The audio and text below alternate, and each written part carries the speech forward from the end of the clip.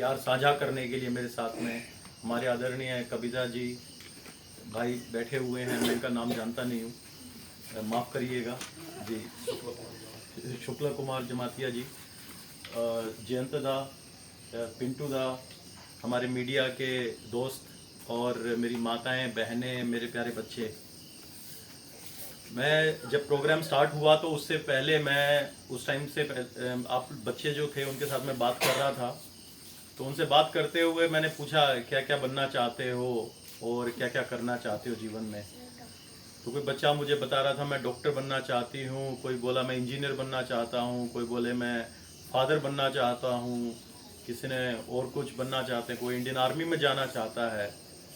तो ये जो सपने हैं ना, ये जो सपनों की जो उड़ान है, ये बहुत ज़रूरी है। यहाँ आके मुझे लगता है आप लोगों से बात करके कि आपके जो सपने हैं वो कम नहीं हैं।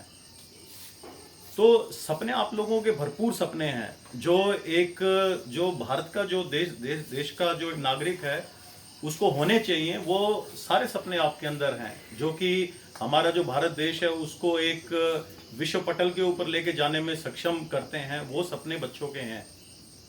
अब इन सपनों को पंख चाहिए ताकि ये सपने उड़ान भरें और ये अपना मुकाम हासिल करें। और ये जो बच्चे हैं और जो आप लोगों के जो सपने हैं वो एक ऐसी उड़ान भरें और देश के काम आए, जिससे कि आपके परिवार को फायदा हो, आपके परिवार का जो नाम है वो रोशन हो और देश का नाम रोशन हो।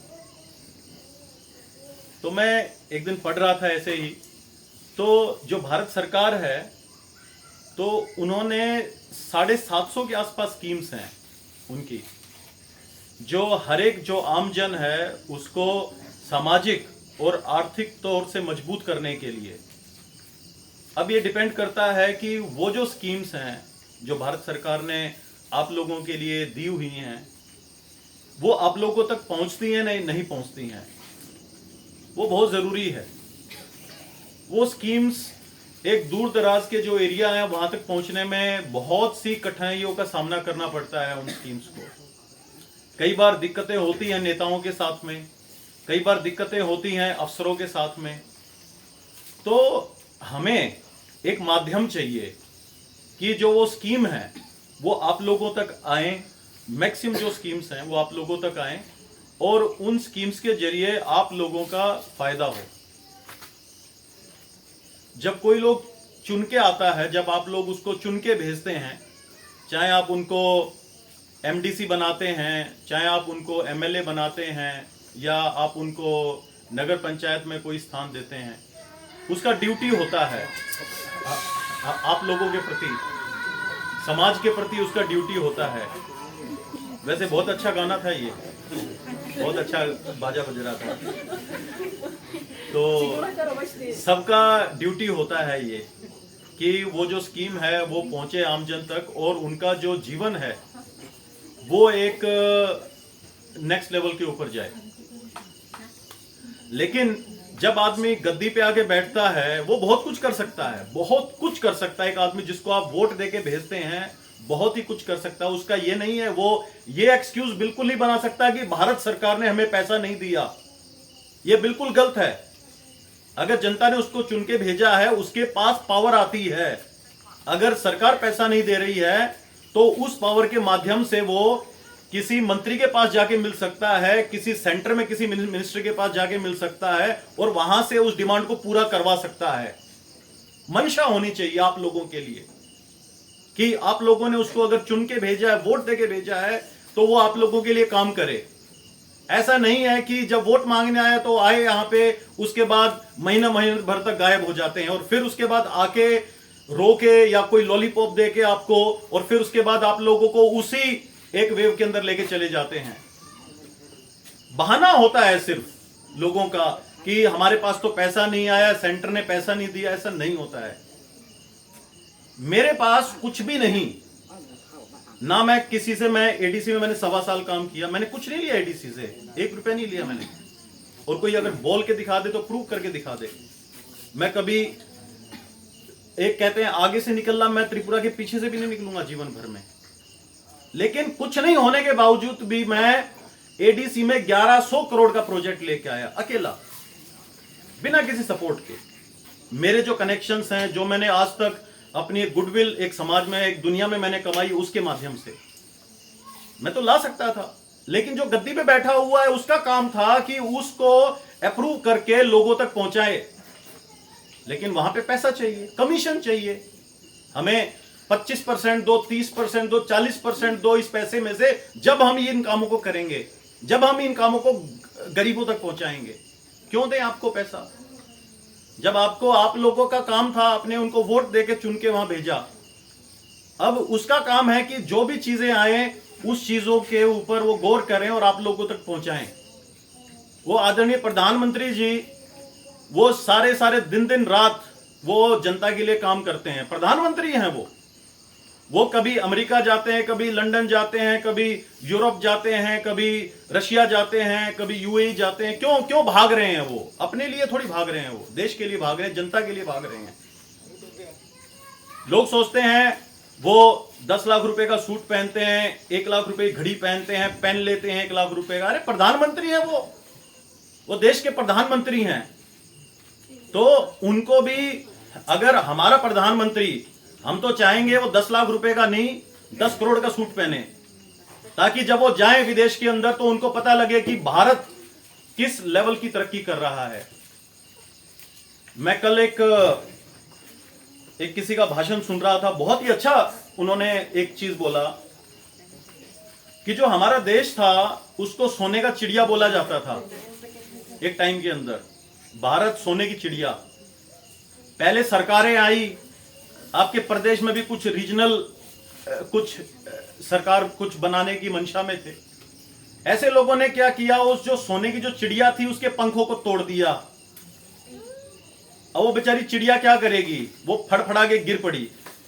लेकिन जब मोदी जी आए तो मोदी जी ने देश को सोने की चिड़िया नहीं बनाया। उसको, मोदी जी का सपना है देश को सोने का शेर बनाने का, ताकि कोई ऐसा पंख निकालने वाला आए, उसको लूटने वाला आए तो शेर दहाड़े, तो वो आदमी की हिम्मत ना हो। तो आप लोगों का ये फर्ज है। देखिए, आप एक गरीबी की जिंदगी जी रहे हैं, आप लोगों के पास जो सुविधाएं हैं वो नहीं है जो एक आम आदमी के पास, जो दूसरे जो शहर है वहां पे होनी चाहिए, आप लोगों के पास नहीं है। आप चाहे इस चीज का बुरा माने चाहे भला माने इस चीज का, लेकिन आप लोगों को भी उसके अंदर सशक्त होना पड़ेगा। आप लोगों को आवाज उठानी पड़ेगी उस चीज के अंदर। और आवाज कैसे है, ऐसा नहीं आप जाके कहीं पे रोड ब्लॉक करो या ये सब चीजें, ये फालतू के काम होते हैं। सड़कें ब्लॉक करना, ये सब चीजें, वो दिल्ली के अंदर भी कोई बंगाल से आके वहां पे सड़कें ब्लॉक करने के लिए गए, उससे कुछ नहीं मिलता है। जो भी एक अच्छी जो चीज आपको चाहिए वो एक शांतिपूर्वक ढंग से मिलती है। वो टाइम चला गया जब लोग कहते हैं इंकलाब जिंदाबाद, जब अंग्रेजों भारत छोड़ो, वो सब चीजें। अब किसको यहां से छोड़ने के लिए बोलोगे आप? तो जो आप लोगों की जो समस्याएं हैं, वो जो आपको एक अच्छा लीडर लगता है, अब मैडम पाताल कन्या जमातिया जी हैं यहां पे, ये दिन रात आप लोगों के लिए सोचती हैं। ये जो एक विचारधारा है, जो एक सेंटर की विचारधारा है, जो मोदी जी की विचारधारा है, उसको यहां पे स्थापित करना चाहती हैं। आप लोगों की जो भी समस्याएं हैं, सबसे पहले तो आपको खुलना होगा, आपको ओपन होना पड़ेगा। आप लोग चुपचाप बैठे रहेंगे कि जैसा हमारा जीवन चल रहा है हम उसी से खुश हैं, तो कुछ नहीं होने वाला। ये जो बच्चा है डॉक्टर इंजीनियर बनने की बात कर रहा है, ये ऐसे ही रहेगा, ये डॉक्टर इंजीनियर नहीं बनेगा। जैसे इनके माँ बाप ने टाइम निकाल दिया, वैसे ये भी टाइम निकालेंगे। तो वो जरूरी है, जो प्रॉब्लम्स हैं, जो इश्यूज हैं, उनको आप बताइए। जब ये लोग आए हैं यहाँ पे, इनको बताइए, सरकार तक वो बातें पहुंचाइए, और सरकार गारंटीड बात है आपकी जो बात है, जो दिक्कतें हैं, उनका संज्ञान लेगी और उस चीज पे करेगी काम। अब टीआरपीसीएल का मैं बता दूं, Tripura rehabilitation plantation corporation limited. मैं एक दिन पढ़ के बहुत हंसा। आपने एक आदमी को नॉमिनेट करके अपना उसको वोट देके टीटीएडीसी में बैठाया हुआ, बड़ी ऊंची पोस्ट के ऊपर है। वो आदमी टीआरपीसीएल को बोलता है Tripura rubber plantation corporation limited. उसको पता ही नहीं है कि ये है क्या चीज, लेकिन वो बात कर रहा है चांद पे पहुंचने की। तो उसको पता नहीं है कि शायद अगले 2 साल और बचे हुए हैं, उसके बाद जनता उसको जमीन में गाड़ देगी, वो आगे से कभी नेता ही नहीं बनेगा, वो पंचायत का इलेक्शन भी नहीं जीत पाएगा। ये गारंटीड है। जनता नहीं करेगी तो हम बैठे हैं यहाँ पे, हम नहीं जीतने देंगे ऐसे लोगों को आइंदा से। तो जो जो आप लोगों के जो इश्यूज हैं वो हम टीआरपीसीएल के माध्यम से उन चीजों के ऊपर काम कर रहे हैं, ताकि आप लोगों को जो रिहेबिलिटेशन है, जिसको पुनर्वास बोलते हैं, पुनर्स्थापना बोलते हैं, वो चीज आप लोगों के लिए की जाए। तो हम कोशिश करेंगे, और हम इस चीज के ऊपर बात भी कर रहे हैं मैम के साथ और अपने ऑफिस के अंदर, कि जो जो स्कीम्स हैं जो गवर्नमेंट की, उनको हम कैसे मैक्सिमम स्कीम्स को हम अपना टीआरपीसीएल में लेके आए और उन मैक्सिमम स्कीम्स को आप जन तक पहुंचाएं। हम चाहे बच्चों के लिए हैं, चाहे माताओं के लिए हैं, चाहे हमारी बहनों के लिए हैं, बच्चे हैं छोटे, उनके लिए क्या क्या प्रॉब्लम्स आती हैं। अब मैं बताता हूं, मेरे बच्चे हैं, 2 बच्चे हैं, मेरा बेटा है, मेरी बेटी है।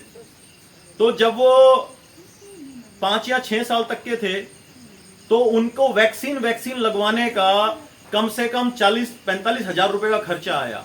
वैक्सीन लगाने का एक बड़ा सा कार्ड बनता है, वैक्सीन कार्ड उसको बोलते हैं, वो अमीरों के चौंचले होते हैं।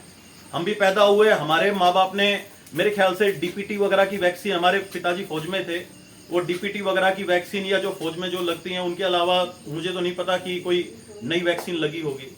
आज हम हष्ट-पुष्ट हैं 44-45 साल की उम्र में भी, लेकिन हमारे बच्चों के लिए एक एक वैक्सीन 5,000 रुपए का सुआ, किसी वो दूसरा इंजेक्शन 8,000 रुपए का, ये सब लगते हैं। दिल्ली के अंदर आप बंबई, कलकत्ता, मद्रास या जो बड़े बड़े जो नेता लोग बैठे हैं, उनके बच्चे हैं, जो भी हैं, सब लगवाते हैं इस चीज को। लेकिन क्या वो जो वैक्सीन है वो इस बच्चे को लग पाती है? क्या उस बच्चे को लग पाती है?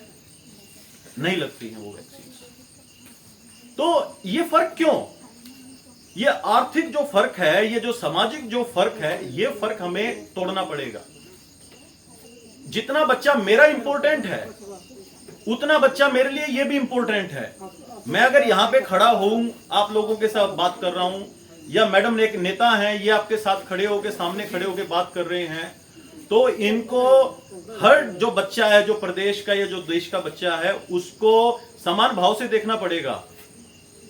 अगर एक जो जिसको आपने वोट देके बैठाया है, उसका बच्चा अगर दिल्ली में पढ़ रहा है, तो आपके बच्चे के अंदर भी ये होना चाहिए कि आपका बच्चे को भी सरकार इस काबिल बनाए कि वो भी दिल्ली में पढ़ने लायक हो। उसको सरकार ने बनाया हुआ, ऐसी स्कीम्स हैं जिससे आपका बच्चा भी दिल्ली में जाके पढ़ सकता है, वो भी आईएएस, आईपीएस का, यूपीएससी का कोचिंग ले सकता है। आपके पास अगर आप बीमार हो जाते हैं तो प्रधानमंत्री जी की स्कीम्स हैं जिससे आप अपना फ्री इलाज करवा सकते हैं, आपको इंश्योरेंस मिलेगा। बुजुर्ग जो माताएं हैं, उनको कोई दिक्कत है तो उनके लिए अलग फैसिलिटीज हैं, उनको बुढ़ापा पेंशन है। जो बेरोजगार हैं उनको बेरोजगारी भत्ता है। बहुत जगह के ऊपर है कि किसी को 4,000 रुपए सैलरी मिलता है महीने का, वो आप लोगों को पता नहीं है। एक मिनिमम वेजेस एक्ट होता है, उसके अंदर सरकार तय करती है कि इतने हजार से कम किसी को महीने की तनख्वाह नहीं मिलेगी। अगर उससे कम अगर मिलती है आपको कहीं पे भी, तो वो क्राइम है।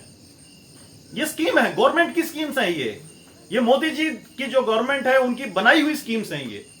इन स्कीम्स का आप लोगों तक बेनिफिट पहुंचना चाहिए।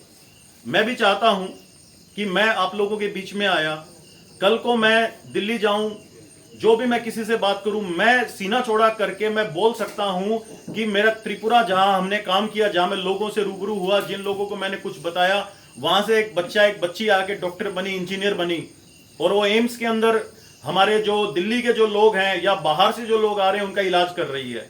कितनी खुशी की बात होगी। तो आप लोगों को ना सामने आना पड़ेगा, और आप सामने आइए तो हम उस चीज को ऑफेंड नहीं करेंगे। बहुत से लोग करेंगे, एडीसी में जाइए, वहां लोग करेंगे, वहां पे चीजें बनती हैं, लेकिन उनको ये नहीं पता कि किसके लिए बना रहे हैं, क्यों बना रहे हैं। वो स्ट्रक्चर खड़ा करके उसको छोड़ देते हैं। सिर्फ एक कम्युनिस्ट माइंडसेट है।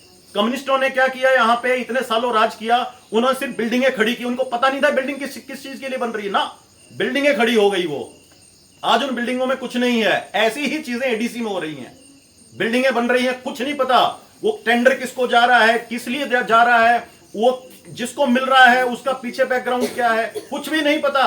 सिर्फ 5 करोड़ दे दो, 5 करोड़ नहीं पता उस आदमी का कौन है वो आदमी। सिर्फ क्यों, सिर्फ पता है क्या कमीशन आ रहा है उसमें से, अपनी जेब में पैसा, उसके बाद वो कैसा, नो वन नोस।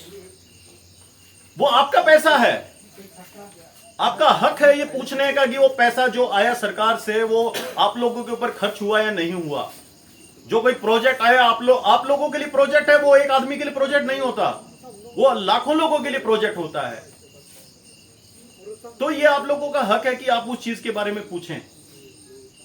आप लोगों की ये बस्ती है, अभी मेरा बात हो रहा था, जयंत भाई से बता रहे थे कि आप लोगों को पुनर्स्थापित किया गया है, आप लोगों को रिहैबिलिटेट किया गया है, किसी और जगह से यहां पे विस्थापित किया गया है।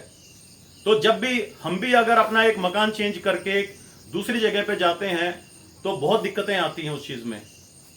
और आपके लिए यहाँ बड़ी प्रॉब्लम्स हैं, लाइट नहीं आती है, अच्छा पानी नहीं मिलता, बच्चों के लिए स्कूल की प्रॉब्लम आ रही है, और दिक्कतें हैं, ये सब चीजें जो हैं। तो इसको जितनी भी जो गवर्नमेंट का स्कीम है हम उसके लिए वचनबद्ध हैं, उनको लेके आएंगे, आप लोगों का जो जीवन है उसको सुधारने की कोशिश करेंगे। और ये फिर आप लोगों के ऊपर है कि उस स्कीम का बेनिफिट लेके आप अपने लोगों के लिए, आप अपने प्रदेश के लिए कितना अच्छा एक भागीदारी में काम कर सकते हैं, ये जरूरी है। तो इसलिए मैंने आज जयंत दादा को बोला है कि आप लोग जितने जो बेनिफिशियरीज हैं सबका एक लिस्ट बनाओ, कौन कौन आपके फैमिली के अंदर है, कितने लोग हैं, कितने बच्चे हैं, कितने बूढ़े हैं, कितने जवान हैं, मेल फीमेल कौन कौन है, ठीक है। आप लोगों का पूरा डिटेल उसके अंदर आएगा। आप लोगों की, आप अच्छा रहेगा ये भी लिखो कि आप लोगों की क्या समस्याएं हैं, क्योंकि हम लोग वहां बैठ के, अगरतला में बैठ के, दिल्ली बैठ के, हमें नहीं पता होता कि आपकी समस्या क्या है। समस्या जिसके साथ होती है उसी को पता होता है। अगर आपके पांव में जख्म है तो उस जख्म का जो दर्द है वो आपको ही पता होगा, मुझे नहीं पता होगा। एक बूढ़ी माँ के पांव घुटने में दर्द है तो वो बूढ़ी माँ को ही पता है कि वो रात को सो पाती या नहीं सो पाती। मैं उसको नहीं बोलूंगा कि अरे माँ तेरी पैर में दर्द है, वो कहेगी बेटा तेरे को नहीं पता, मैं तो रात भर जागती रहती हूं, मैं तो करंट भी नहीं ले सकती, मैं तो ऐसी रहती हूं। तो आपका दर्द है, आपको अपना दर्द बताना पड़ेगा। जब आप डॉक्टर के पास जाते हो तो अपना दर्द बताते हो, मुझे ये दर्द है, मुझे ये प्रॉब्लम है, जब जाके डॉक्टर आपको दवाई देता है। तो आप लोगों को आपकी जो समस्या है वो बतानी पड़ेगी और उसके माध्यम से उस समस्या को लेके जो आप लोगों की जरूरत है वो हम सरकार से लाके आप लोगों को मुहैया करवाएंगे, ये प्रॉमिस है। ये चीज नहीं है कि आपने भेज दिया चुन के या आपने किसी के ऊपर टैग लगा दिया नेता का तो वो सिर्फ जाके बैठ गया और हम बात कर रहे हैं कि सेंटर से आएगा, ये आएगा, वो आएगा, ऐसा नहीं होता है। हमने बगैर किसी चीज के, आप देखिए टीआरपीसीएल में 40 साल पुराना एक कॉरपोरेशन है, जो काम 40 साल में नहीं हुआ वो काम मैडम ने 1 महीने में कर दिखाया, जो 40 साल में नहीं हुआ।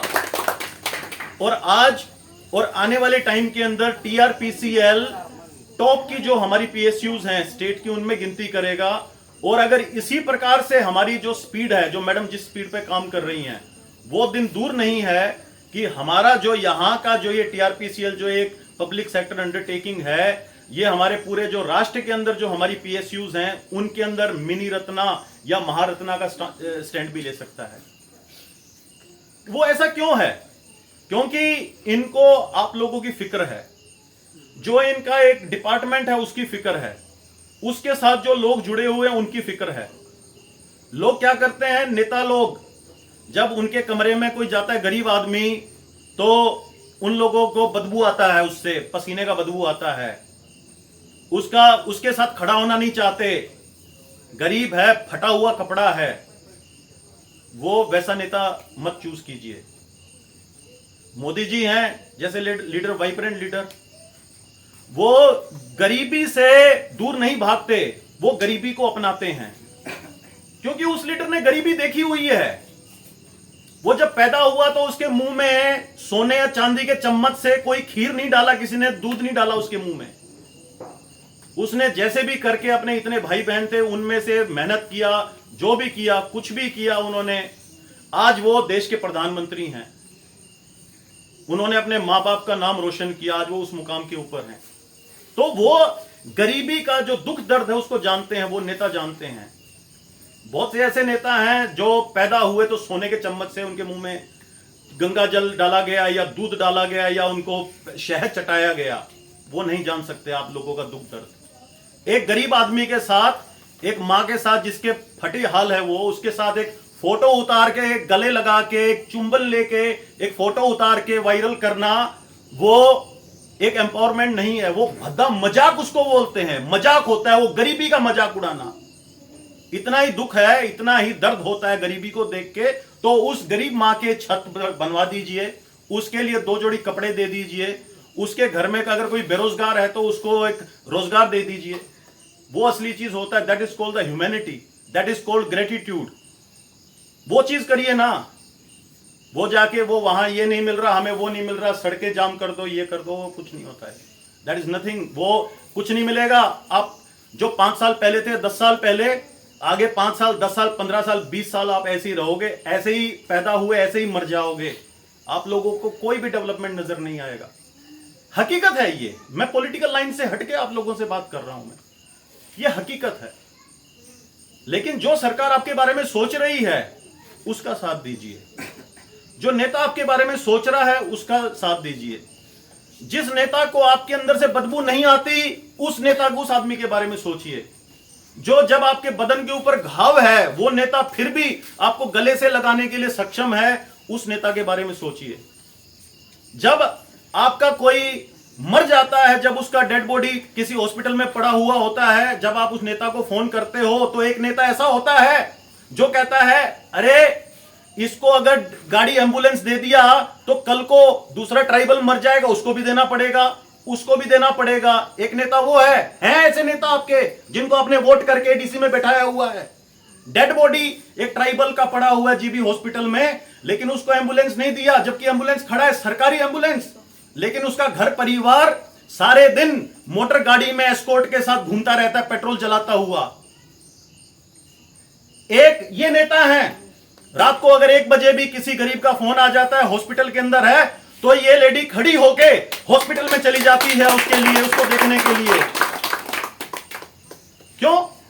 क्योंकि इसके अंदर एक जज्बा है, एक जज्बात है। एक मां का जज्बात भी है, एक बहन का भी, एक बेटी का भी है, और अपने प्रदेश के लोगों का भी है।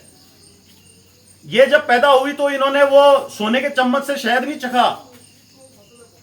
इन्होंने गरीबी देखी, इन्होंने लाचारी देखी, इन्होंने हर एक ओट्स के अंदर अपना काम किया। तो इसलिए आपका दुख दर्द समझ सकते हैं ये, इसलिए समझेंगे आपका दुख दर्द।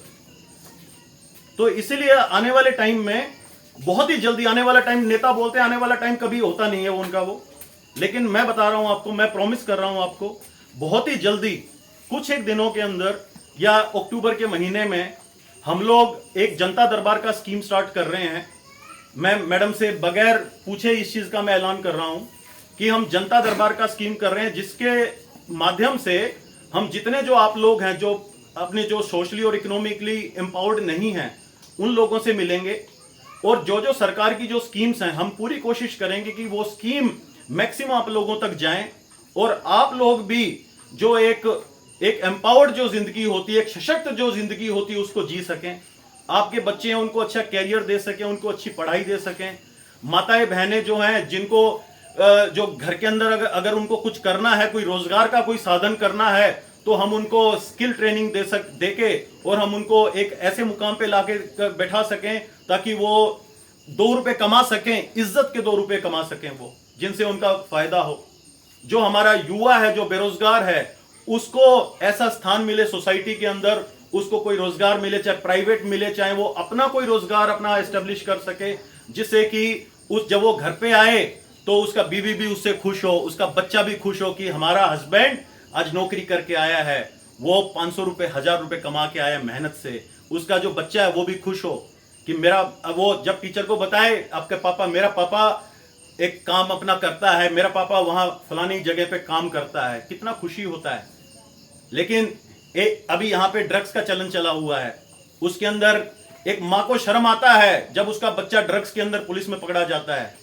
वो पूछते हैं अरे आपका बेटा क्या करता है? वो बेटा इंजीनियरिंग किया हुआ उस बेटे ने, उसको कहीं किसी फैक्ट्री में होना चाहिए था, किसी अच्छी कंपनी में होना चाहिए था कमाते हुए, लेकिन वो माँ को शर्म आती है। वो किस मुंह से कहेगी मेरा बेटा पुलिस ने पकड़ रखा है ड्रग्स के केस के अंदर? ऐसा तो नहीं होना चाहिए ना। लेकिन वो पुलिस तक वो ड्रग्स के अंदर पहुंचा क्यों? वो चीज भी आपको सोचनी पड़ेगी।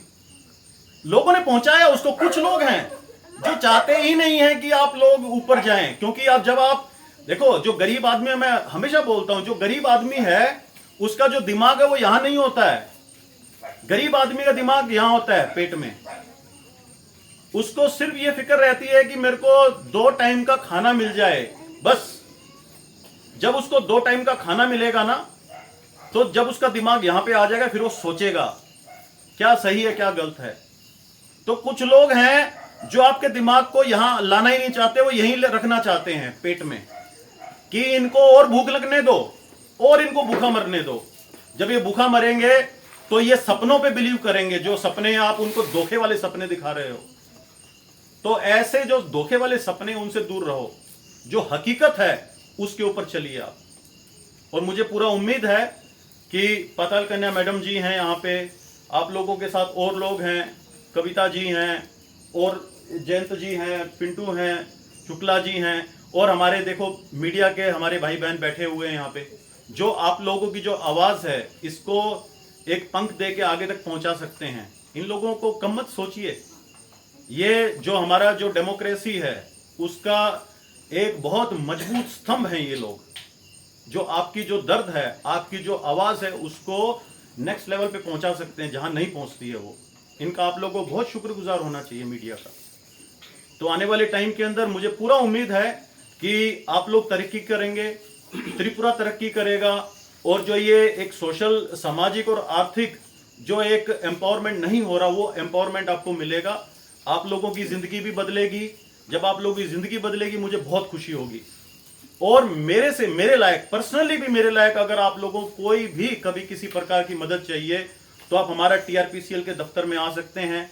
मैडम को आप लोग जानते हैं, इनके माध्यम से आ सकते हैं, या मैं भी रेगुलरली, मैं कहीं एक जगह बैठता नहीं हूं, मैं भी चलने पे लगा रहता हूं, कि जहां पे आप लोगों की जब तक मुझे दर्द और दिक्कतें पता नहीं होंगी तो मैं काम ही नहीं कर पाऊंगा। मैं 4x4 या समथिंग बड़े एयर कंडीशन कमरे में बैठ के तो मैं आप लोगों के बारे में बड़ी बड़ी बातें नहीं कर सकता ना। जब तक मैं आपके साथ आऊंगा नहीं, मिलूंगा नहीं, जब तक मैं आपकी प्रॉब्लम को नहीं समझूंगा तो मैं भी कुछ नहीं कर पाऊंगा। तो इसीलिए हम सबको एकजुट होके एक टीम बना के, थानसा वाली जो बात जो करते हैं ना बहुत लोग, वो थानसा वाली बात हम कर रहे हैं, क्योंकि थानसा सबसे पहले जो बात किया था वो मैडम ने किया था। ठीक है, एक जो बात किया था चीनी शासन, वो जो बात किया था वो इन्होंने किया था। उसको कॉपी तो कोई भी कर ले, लेकिन चीनी शासन, आपका जमीन, आपका शासन, आपका एम्पावरमेंट, ये वही आदमी कर सकता है जो आपके बारे में समझता है। और इसको जरूरी, हम बिल्कुल गारंटीड है, आप लोगों को हम एक मुकाम पे लेके आएंगे। और ये पक्का एक विश्वास मैं आपको दिलाना चाहता हूं, ये जो बच्चे का जो सपना है डॉक्टर बनने का, इंजीनियर बनने का, एक आर्मी में जाने का, और एक वो कह रहा था मुझे फादर बनना है, एक वो कह रहा मुझे ड्राइवर बनना है, ये सपने हम लोग टूटने नहीं देंगे, और ये सपने जरूर पूरे होंगे, और आप लोगों का भविष्य भी उज्जवल होगा, और आप खुशहाल रहेंगे। बेला बेला हम भाई।